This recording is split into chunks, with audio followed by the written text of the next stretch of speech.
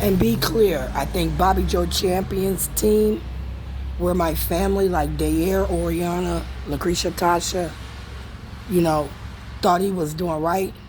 And then you got Andrea Faulkner, who knew he was doing wrong and hated me.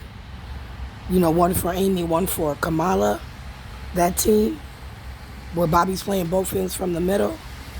I started to look at Bobby and how many people he actually represented, either privately or through the pro bono courts. He was the first one I thought was the evil in my phone. And I tried to communicate with my family to have him work with me, but instead of him working with me, I thought he got worse. Hans. I really did think Bobby Joe Champion as interim was acting like Keith Ellison. And I thought that he was playing, you know, devil's advocate and calling me a prostitute because him and Otis Mays, my uncle, said that. Mary said that. You know, that he said, she said shit. So every day I started reliving my high school days based off what Mary Johnson Roy, based off what Otis Mays and Bobby Joe Champion remembered. And because of that, I tried to work with my family, and they didn't want to. And I said that his friends around him shielded him from what they wouldn't even know he did as a high schooler. Because again, you can't verify everything. Just like I couldn't verify my son did or didn't have the MP3 player. What I verified was that he didn't steal it, right? I didn't say it wasn't in his possession, you know, because Siri he's not a thief where he stole it from the school. So once we got past that, then it was where they said they gave it to you and then he had it, right? Once we changed the wording, right?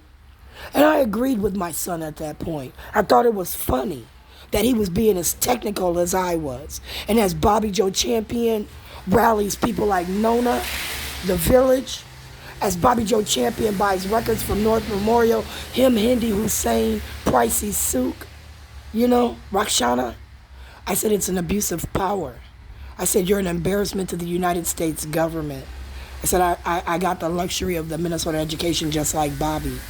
And for me, when I seen Bobby at that eatery, all I heard Bobby say, well, Keith and Kim, well, Keith and Kim, well, Keith and Kim. Sharon, come over here to the table with us. Well, Keith and Kim. Well, Keith and Kim. So then it became the three of them, Keith, Kim, and Bobby, abusing me from high school, Jackie Baker. And as my family, Uncle Michael, I thought you guys would have the decency to give me a call and say, Sharon. But see, this shit's been going on since second grade, third grade. My motherfucking son is 26. He's gonna be 20 motherfucking 7. My daughter would be 20 motherfucking 8. How long has that been? That's their whole fucking school year from Harrison and Head Start, right? That means that you motherfuckers have been gossiping all this time.